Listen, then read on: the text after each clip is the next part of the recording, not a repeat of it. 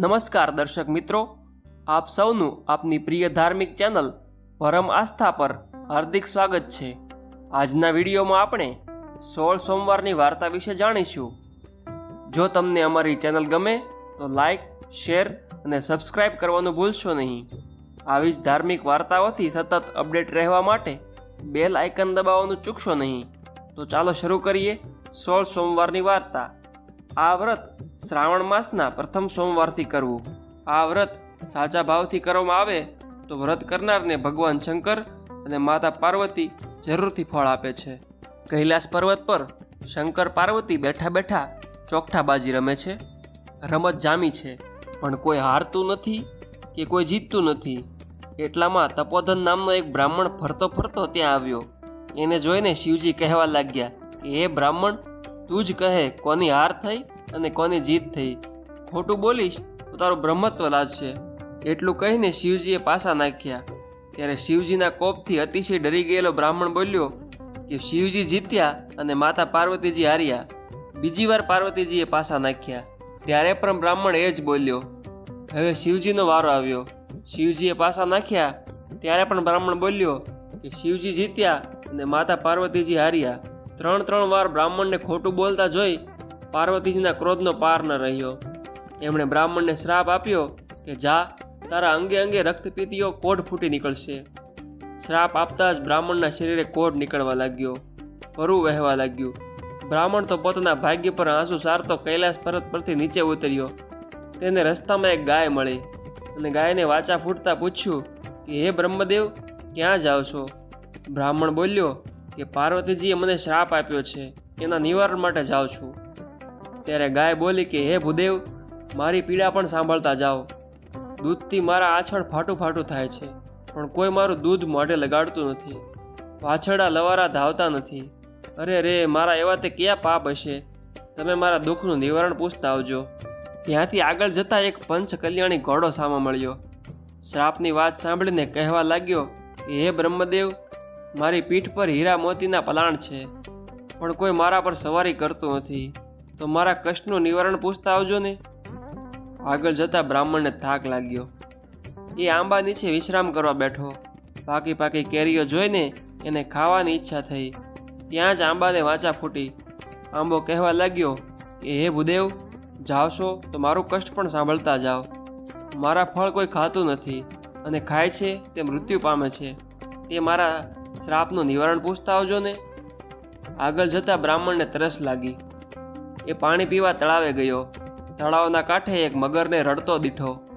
બ્રાહ્મણને જોતાં જ મગર બોલ્યો, હે ભૂદેવ, મારી કાયામાં લાય લાગી છે, અંગે અંગે કાળી બળતરા થાય છે, નથી પાણીમાં રહેવાતું, નથી કાંઠે રહેવાતું, કૃપા કરીને મારા કષ્ટનું નિવારણ પૂછતા આવજો। ત્યાંથી આગળ અઘોર જંગલમાં ગયો। ત્યાં એક જીર્ણશીર્ણ શિવાલય જોયું। બ્રાહ્મણે ત્યાં તપ કરવાનો નિર્ધાર કર્યો। જમણા પગના અંગૂઠા પર ઊભા રહી એણે 4 મહિના સુધી તપ કર્યું। અન્ન, જળ અને ફળ ફૂલનો ત્યાગ કર્યો। ત્યારે શિવજી પ્રગટ થયા અને વરદાન માગવા કહ્યું। ત્યારે બ્રાહ્મણ રડતો રડતો બોલ્યો કે મારો કોઢ મટાડો।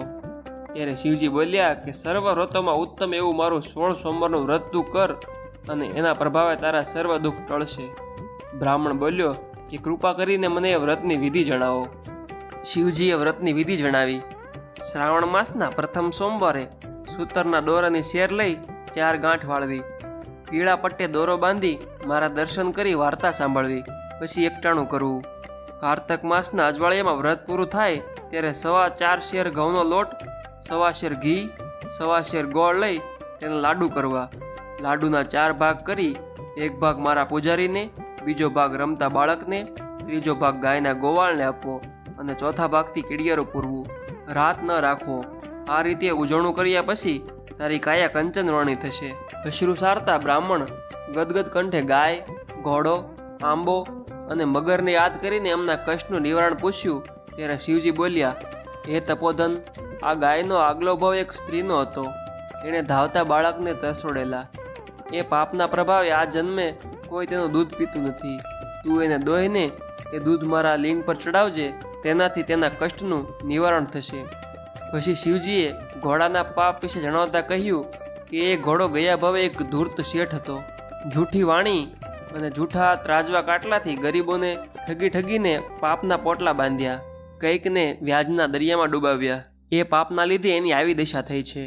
તું મારું નામ લઈ એના પર સવારી કરજે, તેથી સર્વ સુખ થશે. ત્યારબાદ શિવજી બોલ્યા કે આંબો ગયા જન્મે કપટી કંજૂસ હતો. સાચા ખોટા કરીને ધનના ભંડાર ભર્યા, પણ પાયનું પણ પુણ્ય ન કર્યું. એના થડ નીચે ધનના 4 ચરુ છે. એ ચરુ તું કાઢીને પુણ્યના કાર્યો કરજે. એ પુણ્યના લીધે આંબાની કેરી અમૃત જેવી થશે. છેલ્લે ભગવાન શિવ મગરના દુઃખનું નિવારણ જણાવતા બોલ્યા કે એ મગર ગયા જન્મે મહાજ્ઞાની બ્રાહ્મણ હતો. 4 વેદ અને સકળ શાસ્ત્રોનો જ્ઞાતા હતો, પણ કોઈને જ્ઞાન ન આપ્યું. આવક જવાના ભયે જ્ઞાનનો સંગ્રહ સ્વાર્થ માટે કર્યો. એ જ્ઞાન આ જન્મે એને રૂવે કાળી બળતરા કરે છે. તું એની આંખે બીલીપત્ર અડાડી પ્રસાદ આપજે, એટલે એની બળતરા દૂર થશે. ભગવાન શિવને દંડવત પ્રણામ કરી બ્રાહ્મણ પાછો ફર્યો. પ્રથમ મગરના કષ્ટનું નિવારણ કર્યું. મગરને એણે જ્ઞાન આપ્યું. જ્ઞાન આપવાથી મગરની મુક્તિ થઈ. પછી આંબા પાસે જઈને બ્રાહ્મણે ધનના 4 ચરુ કાઢ્યા. તરસ્યાને પાણી અને ભૂખ્યાને અન્ન દેવાનો સંકલ્પ કરતા જ આંબાના ફળ અમૃત સમાન થયા. આગળ જતા ઘોડો મળ્યો. મહાદેવનું નામ લઈ બ્રાહ્મણે સવારી કરી તો ઘોડાનું કષ્ટ દૂર થયું. પછી ગાય મળી. બ્રાહ્મણે એનું દૂધ દોઈને શિવલિંગ પર અભિષેક કર્યો તો તરત જ વાછડા ગાયને ધાવા લાગ્યા. બ્રાહ્મણ હરખાતો ઘેર આવ્યો. પવિત્ર શ્રાવણ માસ આવતા વ્રત કર્યું. કારતક માસે ઉજવણું કર્યું તો એની કાયા કંચનમણી થઈ ગઈ. જ્ઞાનના તેજથી એનું મુખ જગારા મારવા લાગ્યું. એક દિવસની વાત છે. નગરના રાજાની એકની એક કુંવરી કનકલતાનો સ્વયંવર રચાયો. દેશો દેશના રાજાઓ કુંવરીને વરવા આવ્યા. સ્વર્ગની અપ્સરાને શરમાવે એવી રૂપના અંબાર જેવી કુંવરી કનકલતાને વરવાની સૌ રાજાઓની આશા હતી. બ્રાહ્મણ પણ સ્વયંવર જોવા આવ્યો. એક ખૂણામાં ઊભો રહ્યો. સમય થતાં કનકલતા 16 શણગાર સજીને આવી. એની સાથે એકથી એક એવી દાસીઓ હતી. આગળ હાથણી કળશલી ચાલતી હતી. સિંહાસનો પર બિરાજેલા રાજકુંવરો અને રાજાઓ પાસે થઈ હાથણી આગળ ચાલીને ખૂણામાં ઉભેલા તપોધન બ્રાહ્મણ પાસે જઈને એના પર કળશ ઢોળ્યો. આ જોઈ રાજાઓ ત્રાડો પાડવા લાગ્યા કે મૂર્ખ હાથણીએ ભૂલ કરી છે. એટલામાં હાથણીને વાચા ફૂટી. એ બધા સાંભળે એવા બુલંદ અવાજે બોલી, કુંવરી માટે આ વર જ યોગ્ય છે. રાજાએ ધામધૂમથી કુંવરીને તપોધન સાથે પરણાવી. હીરા માણેકની પહેરામણી કરી. હાથી ઘોડાને રથ દીધા. બ્રાહ્મણ સમજી ગયો કે કહો ના કહો આ 16 સોમવારના વ્રતનો જ પ્રભાવ છે. રૂપાળી કુંવરી સાથે બ્રાહ્મણ તો સુખે મહેલમાં રહેવા લાગ્યો. રાજાને કોઈ પુત્ર ન હોવાથી રાજગાદી પણ એને જ મળી. એવામાં પવિત્ર શ્રાવણ માસ આવ્યો. બ્રાહ્મણે નિયમ પ્રમાણે 16 સોમવારનું વ્રત કર્યું. વ્રત પૂર્ણ થઈએ ઉજવણાની તૈયારી કરી અને રાણી કનકલતાને ઉજવણાની બધી વિધિ વિગતે સમજાવી. રાણીએ વિચાર કર્યો કે એકલા લાડુ તે કંઈ ભાવતા હશે. એણે તો ભાતના ભોજન બનાવ્યા. રાજાનો વૈભવ ભોગવતો બ્રાહ્મણ દરબારમાંથી આવ્યો અને લાડુના પ્રસાદના બદલે મેવા મીઠાઈ જોઈને કોપાયમાન થયો. ગળગળા અવાજે શિવજીની માફી માંગવા લાગ્યો. ચોથા ભાગનો લાડુ પ્રસાદમાં લઈ વ્રત ઉજવ્યું. આ બાજુ મહાદેવ રાણી કનકલતા પર ક્રોધિત થયા અને સપનામાં તપોધનને આદેશ આપ્યો કે કનકલતાને કાળા વસ્ત્રો પહેરાવી દેશવટો આપ. એણે મારું વ્રત તોડ્યું છે. તપોધને શિવજીની આજ્ઞા પ્રમાણે રાણીને દેશવટો આપ્યો. રાણી આજીજી કરતી રડવા લાગી, ભગે પડવા લાગી, પણ તપોધન ચલિત ન થયો. રાણીને હદ પાર કરી. ભૂખી તરસી થળિયા ખાતી કનકલતા એક ગામમાં આવી અને ગામને પાદર ઝૂંપડામાં રેટીઓ કાઢતી ડોશી પાસે પાણી માંગ્યું. ડોશી ઘણી દયાળુ હતી. રાણીને ખાવા રોટલો અને પીવા પાણી આપ્યું.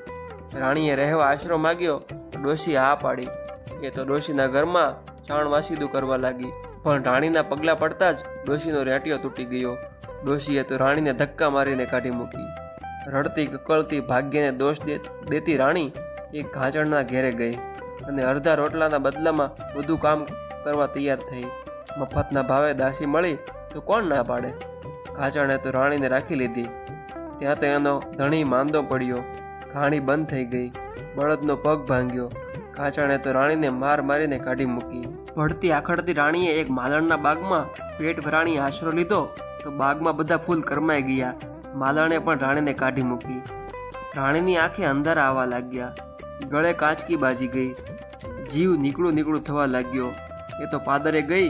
કૂએ પાણી સીંચતી પાણીયારીને પાણી પીવાની આજીજી કરી. એની હાલત જોઈને પાણીયારીને દયા આવી ગઈ. પણ જ્યાં એ પાણી પીવા ગઈ ત્યાં તો એનો ગળો ફૂટી ગયો. પાણીયારીએ અભાગણી કહીને એને કાઢી મૂકી. રાણીને ખાતરી થઈ ગઈ કે હવે કોઈ એને સંઘરે એમ નથી.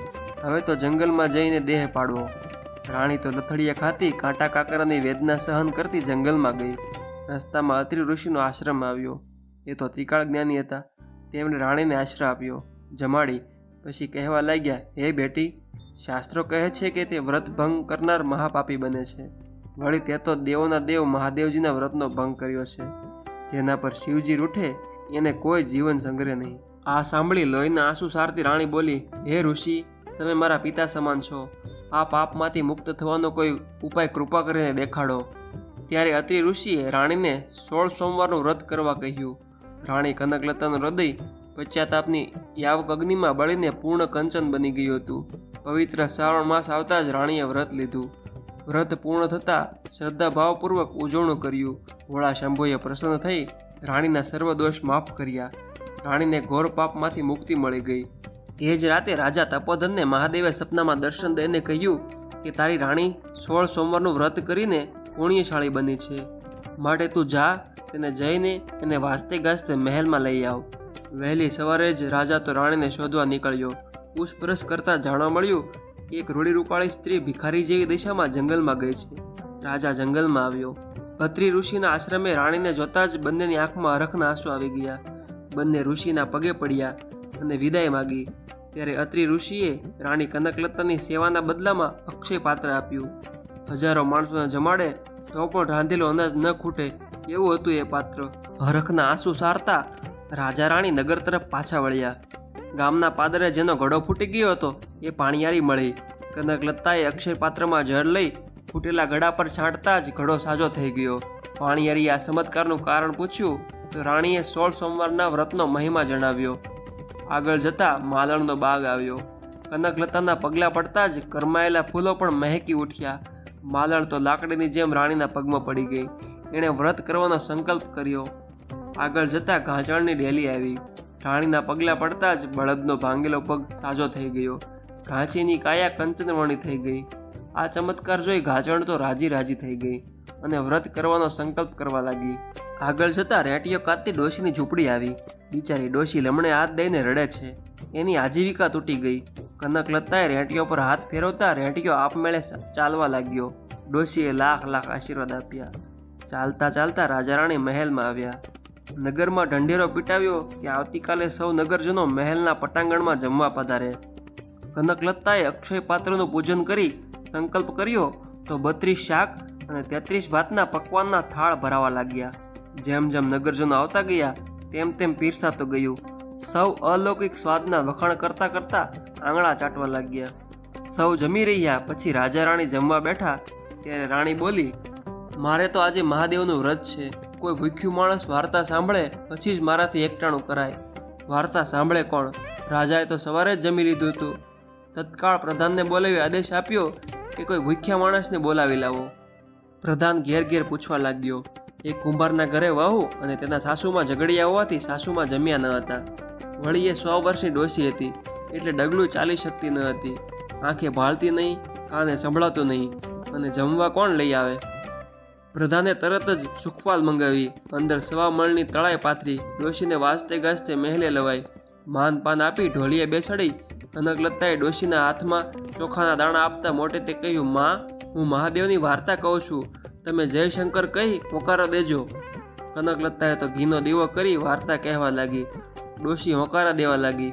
પહેલા હોકારે કાનની બહેરાશ ગઈ. બીજા હોકારે આંખમાં અજવાળા થયા. ત્રીજા હોકારે શરીરમાં નવી શક્તિ આવી. ડોશી તો બોલી ઉઠી, દીકરી, મહાદેવ મારા પર રીઝ્યા. ત્યારે કનકલતા શિવજીને દંડવત પ્રણામ કરી ગળગળ અવાજે બોલી, માં, આ તો મહાદેવને અત્યંત પ્રિય એવા 16 સોમવારની વાર્તાનો પ્રભાવ છે. તમે ભક્તિથી વાર્તા સાંભળી એનું મહાદેવે તમને ફળ દીધું છે. ત્યારે ડોશીની આંખમાં પણ હરખના આંસુ આવી ગયા. ડોશી પગે ચાલીને ઘરે ગયા અને ઘરે જઈ સોયમાં દોરો પરોવ્યો તો વહુ આભી થઈ ગઈ. એણે પણ વ્રત કરવાનો સંકલ્પ કર્યો. પવિત્ર શ્રાવણ માસ આવતા રાજા રાણીએ ફરી વ્રત આદર્યા અને કારતક માસે ઉજવણું કર્યું. પ્રસન્ન થયેલા શિવજીએ દેવ જેવો દીકરો દીધો. એનું નામ દેવદત્ત રાખ્યું. એ પણ મા બાપ જેવો ધર્મિષ્ઠ અને પ્રજાપાલક થયો. દેવદત્ત યુવાન થયો ત્યારે રાજા રાણી એને રાજગાદી સોંપી. અને ગંગા કિનારે ચાલ્યા ગયા અને શિવલિંગની સ્થાપના કરી. જીવનના અંત સુધી શિવજીની ભક્તિ કરતા રહ્યા. અંતકાળે વિમાનમાં બેસી વૈકુંઠ ગયા. હે મહાદેવ, તમે જેવા તપોધન અને કનકલતાને ફળ્યા એવા વ્રત કરનાર, વાર્તા વાંચનાર, વાર્તા સાંભળનાર સૌને ફળજો. ઓમ નમઃ શિવાય.